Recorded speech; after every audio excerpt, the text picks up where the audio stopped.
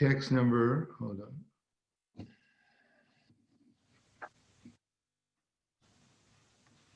(1857).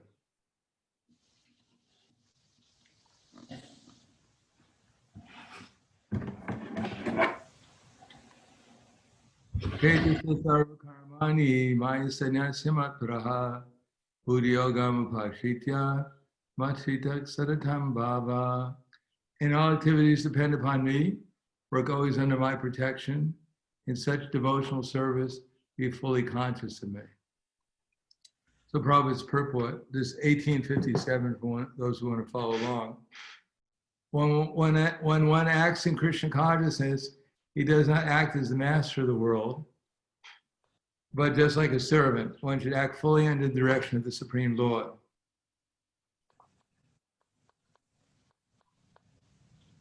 Servant has no individual independence. He acts only on the order of the master. Servant acting on behalf of the Supreme Master is unaffected by profit and loss. He simply discharges his duty faithfully in terms of the order of the Lord. Now, one may argue that Arjuna was acting under the personal direction of Krishna, but when Krishna is not present, how should one act? One acts according to the direction of Krishna in this book, as well as under the guidance of the representative of Krishna, then the result will be the same. The Sanskrit word matparha is very important in this verse. It indicates that one has no goal in life save and except acting in Krishna consciousness just to satisfy Krishna. And while working that way, one should think of Krishna only. I've been appointed to discharge this particular duty by Krishna. While acting in such a way, one naturally has to think of Krishna. This is perfect Krishna consciousness. One should, however, note that after doing something whimsically, you should not offer the result to the Supreme Lord. That sort of duty is not in the devotional service of Krishna consciousness. One should act according to the order of Krishna. This is a very important point. That order of Krishna comes through the simple succession from the bona fide spiritual master. Therefore, the spiritual master's order should be taken as the prime duty of life. One gets a bona fide spiritual master and acts according to his direction, one's perfection of life in Krishna consciousness is guaranteed. So the verse again is, Chetasa sarva karmani maya sannyasya matpraha yogam upashitya masvika sadatam bhava. And all activities depend upon me, and work always under my protection. In such devotional service, be fully conscious of me.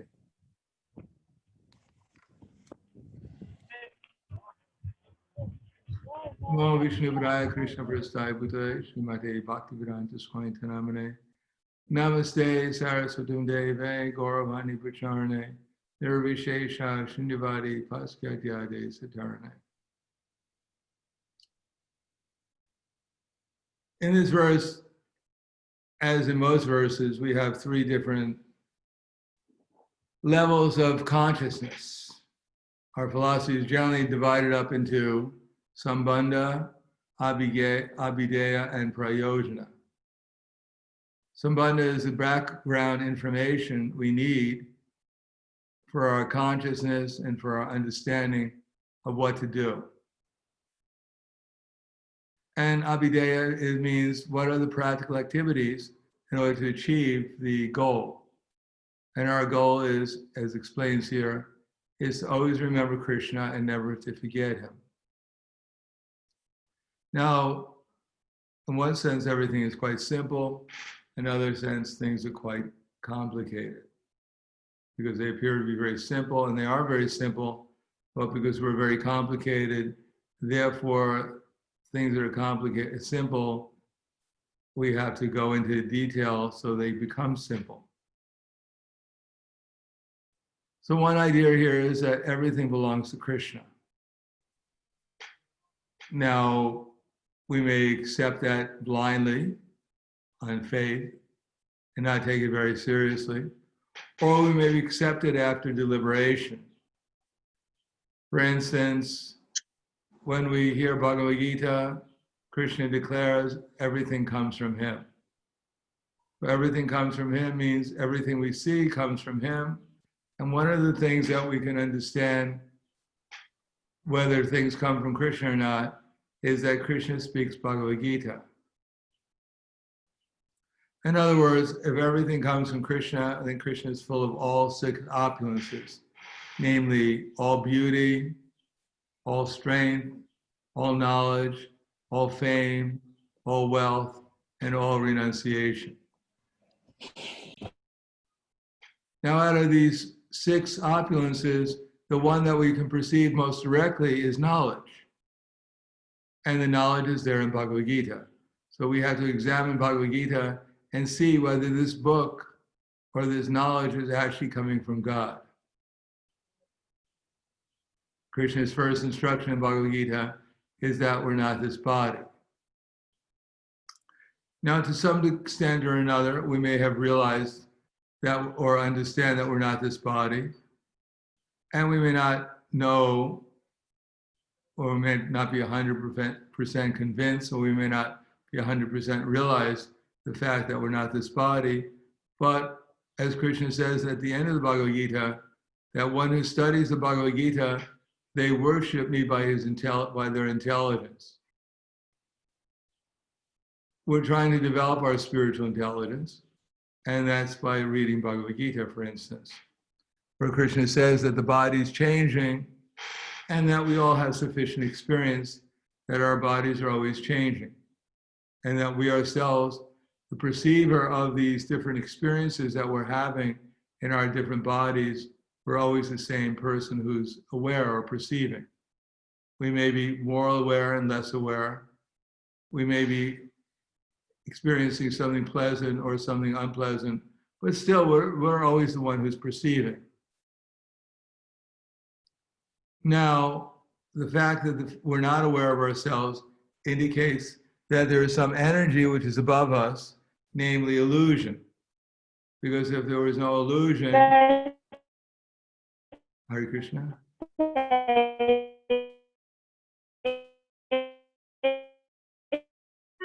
Going to be created. Okay, anyhow. So if there is no illusion, then we'd realize that we're not this, who we are. At least we realize we're not this body. So there's another energy that we're all aware of called illusion. Sometimes we're more in illusion, and sometimes we're less in illusion. So we're not controllers of illusion. Just like we're not controllers of time. Now, time is changing everything as we have, including our own bodies that we're aware of. And it's changing it not according to our own desire or our own will. It's changing it completely beyond our desire and will. Therefore, time is also an energy which is controlling everything in the universe, because everything is being controlled by time, but there's nothing in the universe that is affecting time. In other words, time never grows old and disappears. It's always there, in spite of the fact that everything else appears and disappears. So we can conclude that we have at least two energies within our experience that are eternal, namely ourselves and time. But and that this body that we're in has put us into somehow or another, we're in the illusion that we're we're in illusion that we're identifying ourselves with these gross and subtle bodies. And there's another energy which is superior to us called time, which is changing everything. Now, with a little examination, we can understand that time is changing everything and is not under the control of the material nature, but time is changing everything with intelligence. That for instance, the sun is rising in the morning at a certain time, and the sun is setting at a certain time. Now our little watches, they measure the movements of the sun. No one will suppose that the watch was created out of nothing or by accident. everyone knows that the watch, because it's an intelligently built instrument measuring time, had to be created by intelligent people. So when we see the biggest time clock, namely the universe with the sun arising at a certain time and then setting at a certain time, we can understand that there's a supreme intelligence in control of a very vast energy called the sun. Therefore, with a little endeavor, use of our intelligence, we can conclude that everyone is eternal. Time is also eternal. The material nature is eternal, but always changing. And we ourselves are under the control of time, and we're under the control of the material energy. Now, someone who's under control of something, if someone is controlling something, then that's how we consider that they're a proprietor. If I claim, for instance, I'm in control of the Citibank, which is in America, that I'm actually the owner of everything in the Citibank. Now, if I go there and ask them to give me all their money that they have in the bank, either they'll call the police or they'll laugh at me. Because actually speaking, I don't control any of the money in the Citibank. Nor will they give me any of the money simply because I claim that I'm the controller. But there are people controlling the money, and we consider them the actual proprietor. And since Krishna is controlling the time is controlling everything, since illusion is controlling us, therefore and because we understand that these things are being directed with intelligence, we can conclude that actually the proprietor of everything is not us, and that it is our duty to find out how to utilize this energy according to Krishna so that we're not under the control of time, of illusion anymore. Because our main illusion is that we're identifying ourselves as the proprietors and the controllers of so many things in this material world, beginning with our gross and subtle material bodies. Therefore, if we want to find out what Krishna wants us to do, we have to inquire from Krishna, what do you want me to do? With your body, with your mind, with your words, with whatever I have. As Bhaktivinoda Thakur sings in his prayer, Manasadeho, Geho, Yo Kichu Mora, Archulatuya Pade, Nandi Kishore. That my mind, my body, my wealth, my family, whatever I have, actually belongs to you. Now, Krishna is in our heart, and he's giving us remembrance, knowledge, and forgetfulness all the time. But we may not clearly understand what Krishna wants us to do, because also Maya is in our heart. Illusion also is in our heart, telling us to do so many things.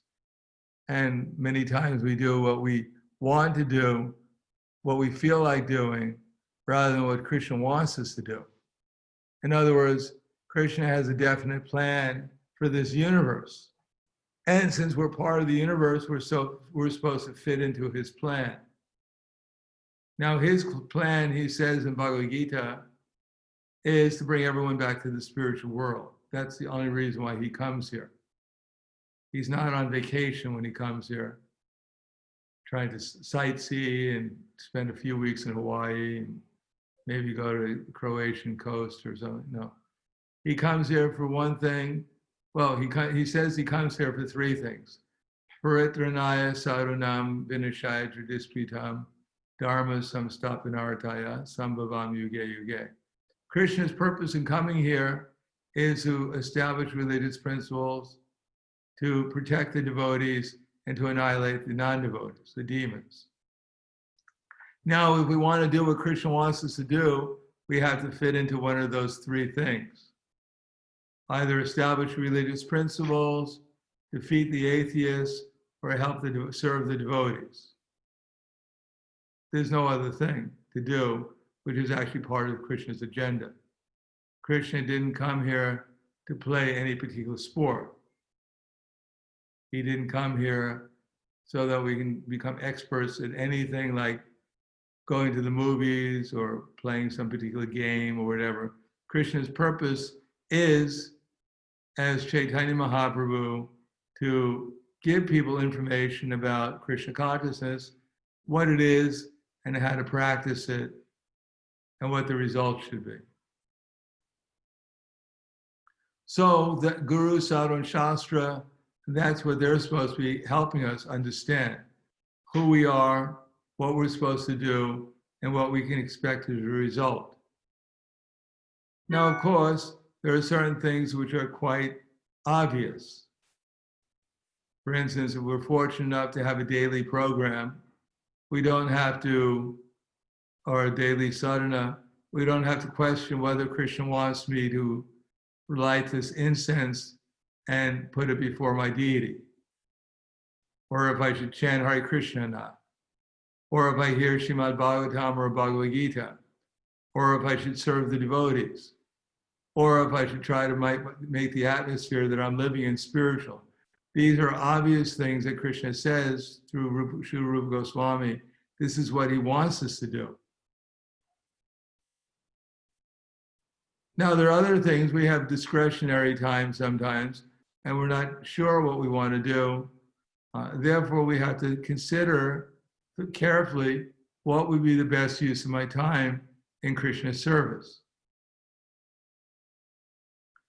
Then if we are sincere and we come to a conclusion, then we could do that activity. Of course, there may be other things that we may want to do also. It's not that we should neglect them, like we don't neglect our health.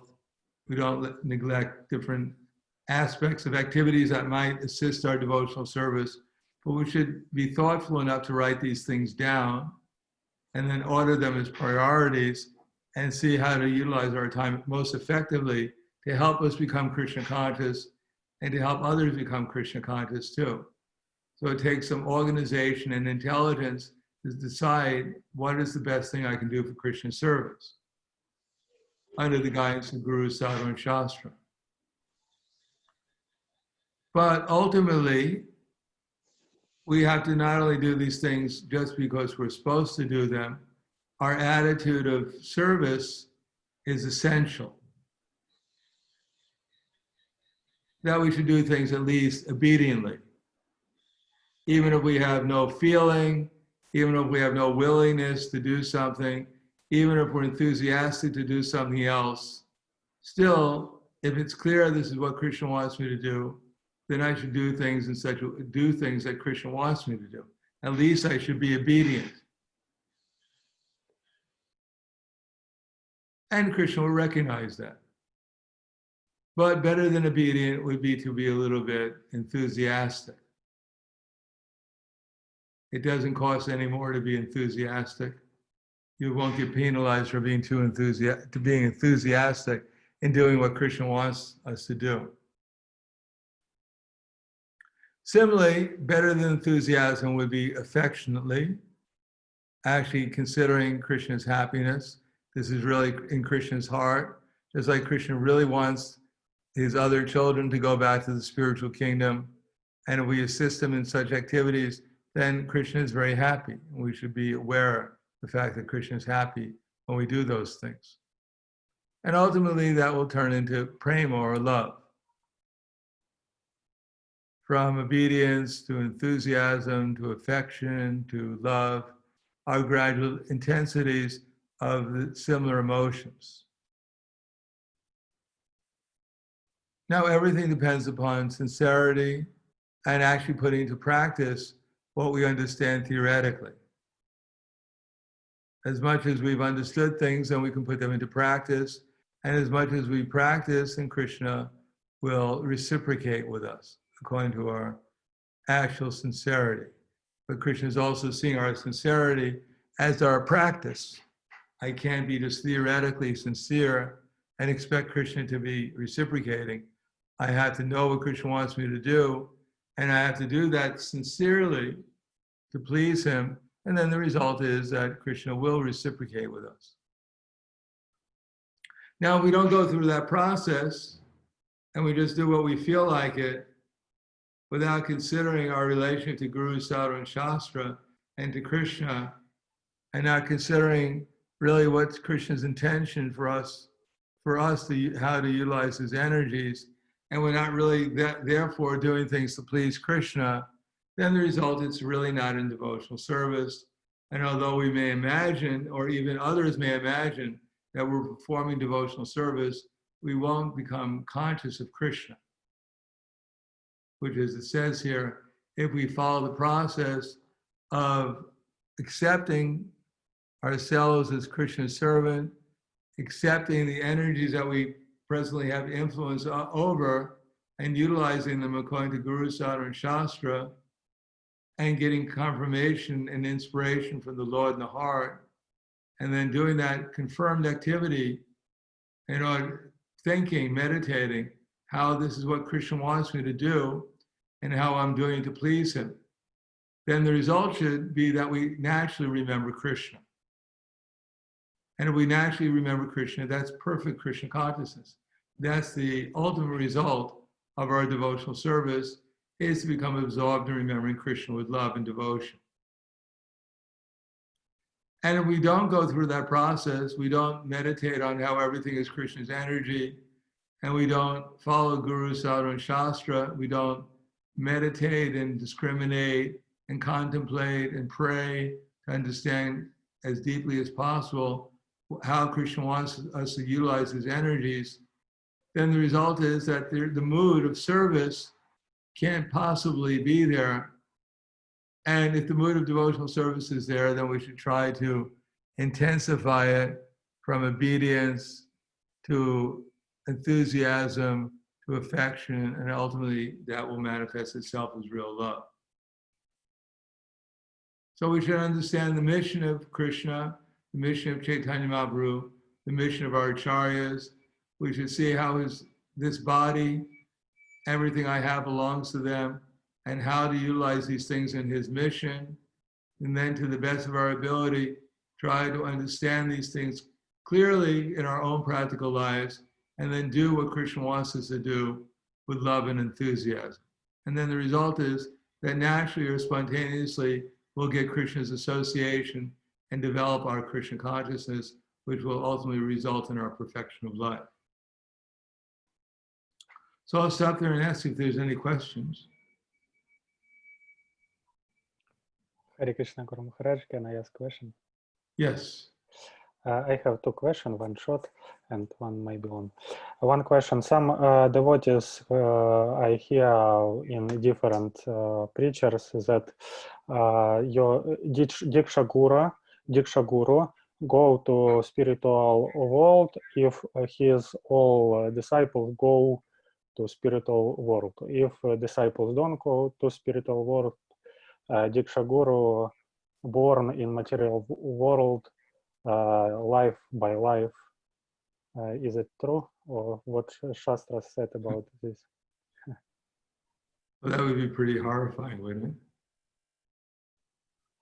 Uh, Just imagine, say we have Srila Bhaktisiddhanta Saraswati Prabhupada. He won't go to the spiritual world until all his disciples go to the spiritual world. But if one of his disciples becomes a spiritual master, or many of them do, then they won't go to the spiritual world until all their disciples go to the spiritual world. And if one of the disciples becomes a spiritual master, then they won't go to the spiritual world till all their disciples go to the spiritual world. And therefore Prabhupada won't go to the spiritual world until all his disciples go to the spiritual world.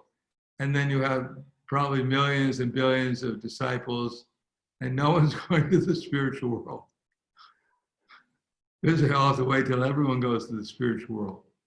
That's obviously, it can't work like that. Well, yes. Jai Devidasi from St. Petersburg. What's that? Jai Shri Devidasi, turn on microphone. Okay. Jai Shri, вы слышите? Вы включили микрофон, вас слышно. Maybe she turn on microphone Okay, does anyone else have another question? Second question. Carmen go? Did she leave? Ah. Oh, there you go. Can I second question? Okay. Yes. Yeah, just Sometimes, to fill in that, I don't think it goes on like that. Sometimes Prabhupada said things to encourage us to become serious, but it would be pretty impractical to have an arrangement to have to wait till all of this, your disciples and everyone else's disciples, they all go. That wouldn't be possible. We have the case of Ilamangal Thakur, who was a devotee previously, but then he fell down, and his spiritual master appeared to him through Chintamani, his girlfriend, and delivered him by giving him instructions. So his spiritual master apparently didn't come back, but gave instructions through someone else that helped deliver his disciple. We could also understand that whatever happens, whatever our disciples do, shiksha or diksha, doesn't really impact whether or not we become Krishna conscious or not. Everyone is independent. Everyone can become Krishna conscious. It doesn't depend upon anyone else's activities. And if one becomes fully Krishna conscious, that's as good as being in the spiritual world. One will not, and says that there are 6 characteristics of pure devotional service. The characteristic of devotional service and Prema Bhakti, there is one stage where the happiness, the transcendental pleasure is so great that one cannot even perceive that there's such a thing as the material world anymore. And Ananda something Vishek Atma, that the transcendental pleasure is so dense that one is not even aware of the material world anymore. So even in that sense, one can be in the spiritual world, even while being in this material body. Doesn't depend upon one's disciples, what they're doing. thank you. Okay, what's the other question? And second question, when devotees start spiritual practice, they have period Utsakhamaya. And after 1, 3, or 5 years, the devotees have goal, Krishna Prema, many enthusiasm, and when he try different service, read all Srila Prabhupada books, and do everything in ISKCON, he don't have another goals and have depression, because don't have small goals in spiritual life that step by step have spiritual progress. How to devotees need create small goals in spiritual life that go to Krishna is with enthusiasm during all life. Well, therefore Prabhupada has written his books.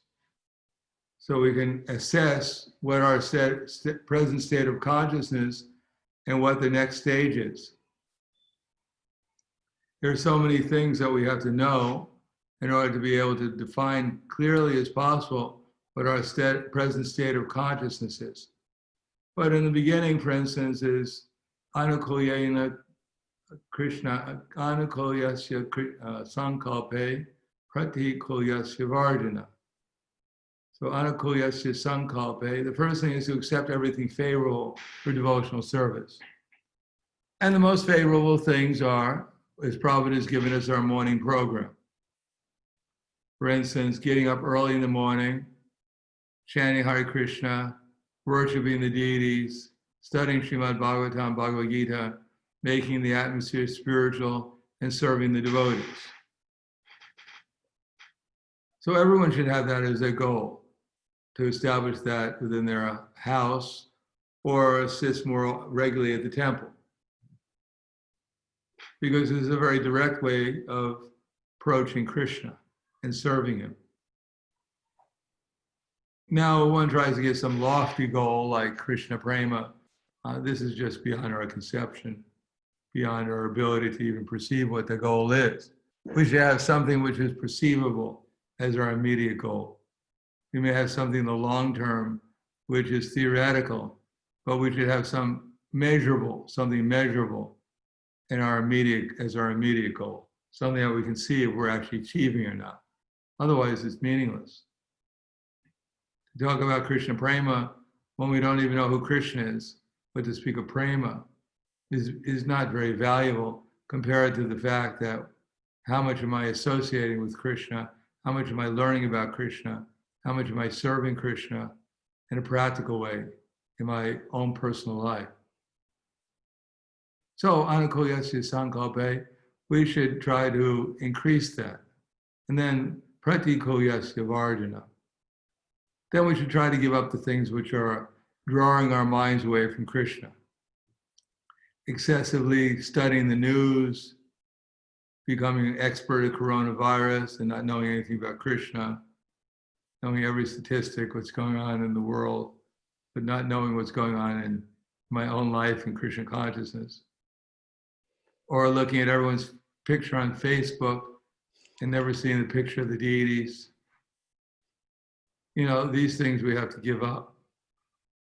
Otherwise, we're just wasting our time. Then other stages of advancement can be there also. Anukulyasya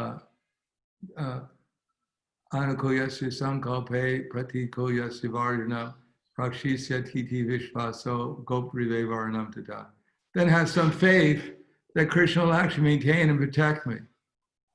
Not that I'm worried all the time, who's going to love me when I get old and ugly, who's going to take care of me. Maybe I should make all these arrangements now.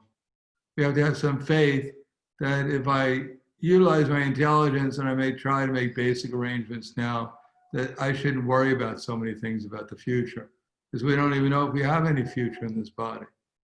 But we do know that we should try to concentrate our minds upon Krishna now, and not, as Bhaktivinoda Thakur said, forget about the past that sleeps, nor in the future dream, that live in times that are thee now, in progress we will call. So try to live in the present, try to take shelter of Krishna in Krishna consciousness, and not worry so much about what the future is and be lamenting about the past. Then, Vishvaso, Atmakshepa Sankalpe, then other things will also go on for progress, such as we'll feel more and more, we'll have more and more in agreement with Krishna's mission. We'll feel that this is also part of my mission, and that we'll realize how wonderful Krishna and his devotees are, and we'll actually develop real humility rather than just theoretical humility. So everything is there in Prabhupada's books, and if we study Prabhupada's books and to the best of our ability, see how to practically apply it within our lives, then we can decide, you know, where I'm at now, what is my present position, and what I have to do to make even a little bit of improvement. And every day we try to make a little improvement, then it'll become a habit, and a habit will develop into a character, and a character will develop into a personality. Anything else? Yes, Shivatatva. You have to turn off your microphone. You have to turn on your microphone. Shivatatva, your microphone's not on. Oh, yes. No, you hear me? Yes. There's some humble basis for it. Hare Krishna. Just one question I want to have an answer. When Krishna knows everything, so how important is it that still we pray to him? When he already knows what we need. Like that. Well, he knows that we should be praying to him. Everyone is praying to Krishna. Krishna already knows that. One cannot help but to pray to Krishna because Krishna is the super soul in the heart, and our prayers are our desires. All our desires are prayers, and Krishna is answering our prayers.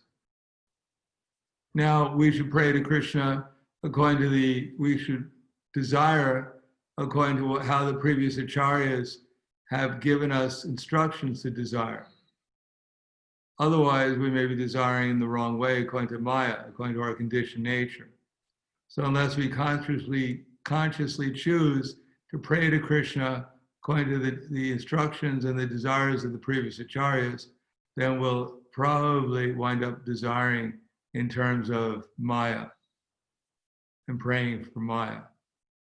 So we have to be, Krishna may know past, present, future, but it's our decision whether or not we want to be in Krishna consciousness or under the influence of the illusory energy.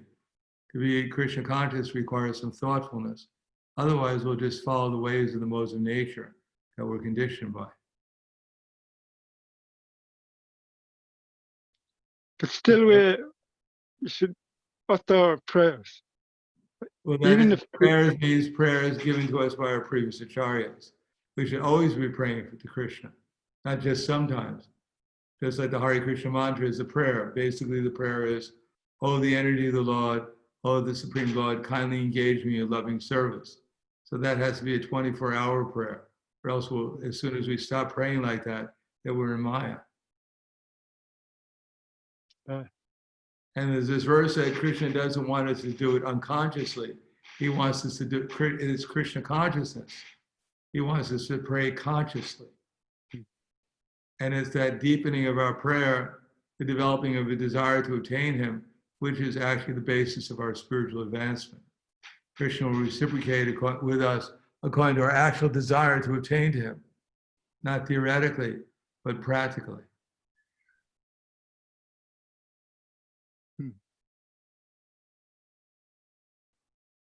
So our activities, our thoughts, our feelings, our perceptions, our convictions, these are all part of our prayers to Krishna. But as it says in Bhagavad Gita, tad buddhiyas, tad atmanas, tad nishtas, tad parayanaha, gachat nipana avritim, jnana nirduta kalmashaha. When one's faith, when one's mind, one's refuge, one's intelligence are all fixed in the Lord, then one becomes fully cleansed of misgivings through complete knowledge, and thus proceeds straight on the path to self-realization. So it's not just an occasional prayer. No, that's all right. That's why we have sadhana. That's our occasional prayer. But we should try to develop praying to Krishna even outside of our sadhana. We're not restricted just to sadhana. And that prayer means to utilize our body, mind, intelligence, words, refuge, everything in Krishna. Then our prayers will become complete.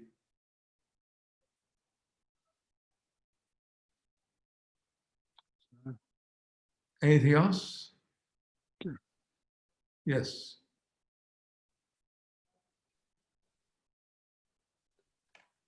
Dear Maharaj, can we hear? Yes, I can hear. Yes, okay. Maharaj, you explain several activities of sadhana, and as last you mentioned serving of devotees. Some devotees declare that they do regularly their sadhana, but actually not practically serving devotees. What is their position? Is it possible to have regular sadhana and not serve devotees practically? Yeah, well, anyhow, sadhana, generally speaking, sadhana is service to the devotees. I'm chanting, you're hearing, you're chanting, I'm hearing, that's also service. On the other hand, our mentality makes a difference between what level or grade or quality of our service.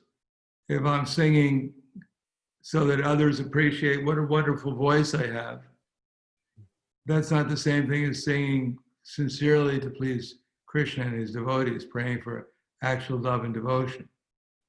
If you're listening to me and evaluating my singing on the basis of the quality of my voice and not really trying to understand the quality of my devotion, or even listening to trying to experience the presence of Radha and Krishna in those words, then the result is it's maybe some kind of devotional service, but it's not on a very advanced level.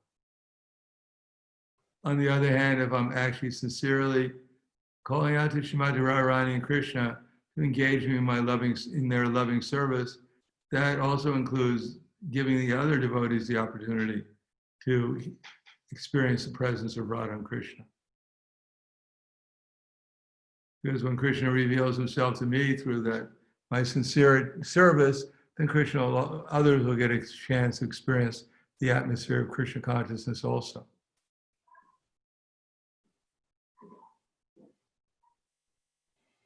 Is that right? Yeah, okay. But additional question. But sometimes devotional service can be motivated, and it's difficult to recognize.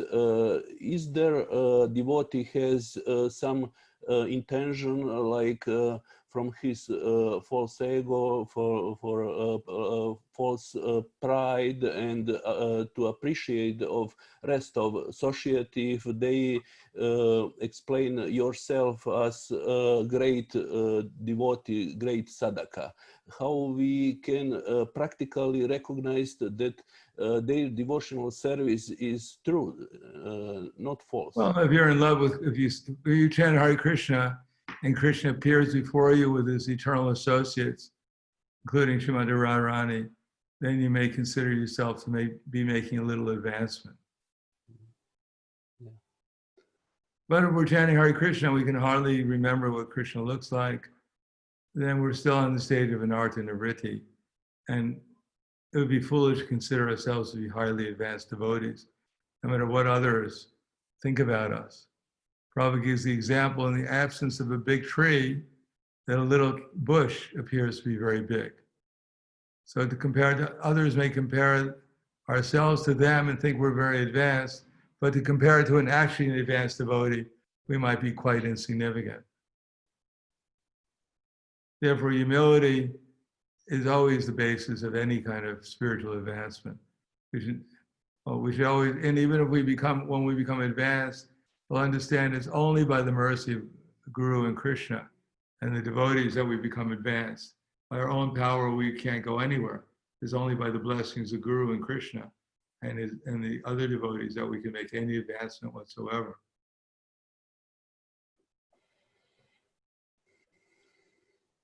Okay, anything else?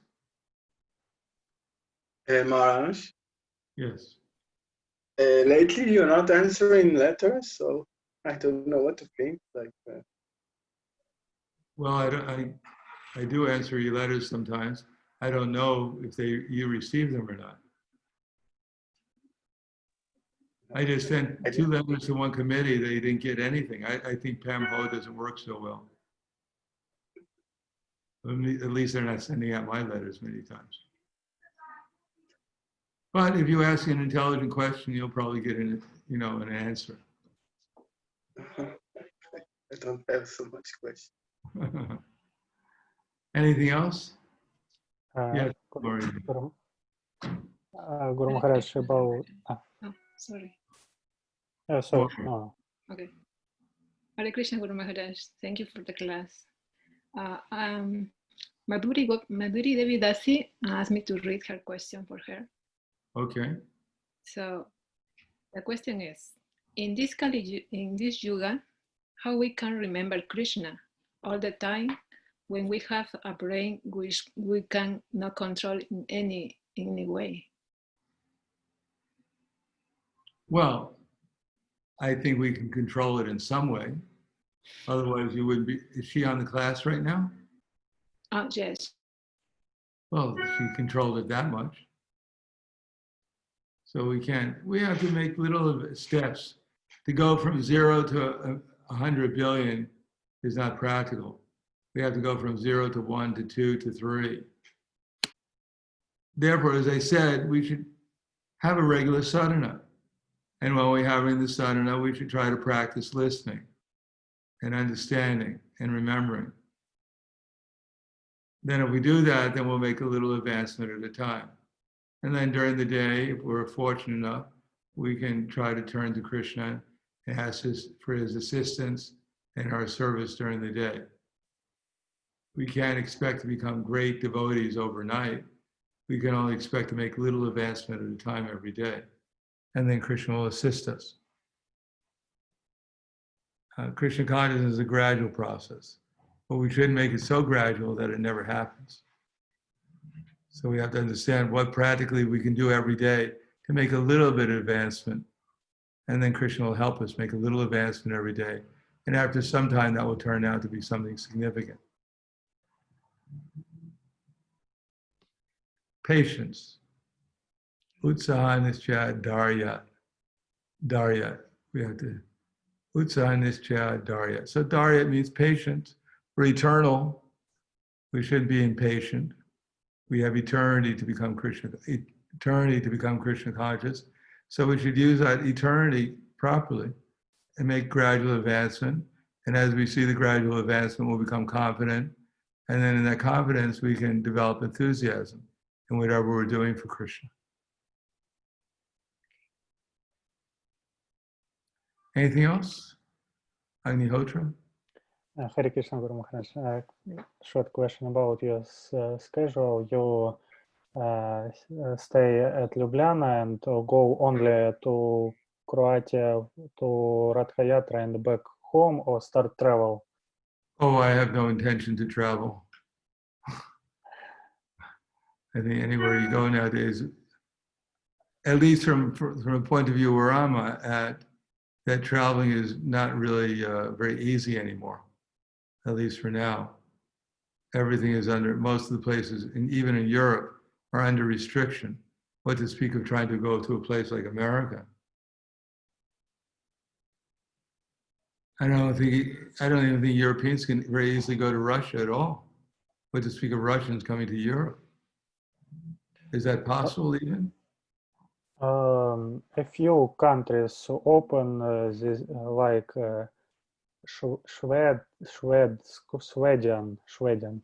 Sweden. Yeah. And Chernogoria, this Balkan, Chernogoria, this is around Balkan, Chernogoria. This is near Slovenia. Croatia? 1 second, I see. It is Montenegro. Montenegro, yes, Montenegro. Well, I think right now, for instance, the border between Ljubljana and Croatia is partly open, but by Monday it'll be completely closed. You can go there, but then you have to be in strict quarantine for a couple of weeks. So I don't know. Right now, what I'm mainly working on is this purpose-driven yatra here in Slovenia. So I figure if we actually do something practical here, which we seem to be making some advancement, then I'll actually have something significant to offer wherever I go. Because our society needs organization, intelligence to prosper.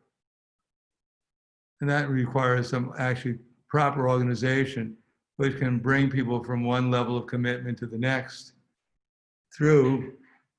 especially through proper education and proper arrangements for people's personal advancement and giving people service opportunities. So that's what we're trying to develop here.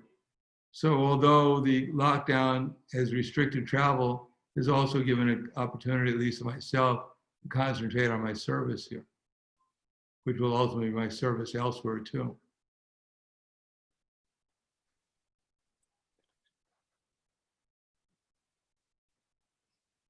Anything else? Okay, nice seeing you, some of you, at least seeing your names. So Hare Krishna, we look forward to seeing you partly in a couple of weeks from now. Hare Krishna. Hare Krishna. Hare Krishna. Hare Krishna. Prahladananda Swami Ki. Jai. Hare Krishna, Gurudev. Jai, Gurudev. All our devotees. Haribol. Hare Hare Krishna. Thank you. Kumari.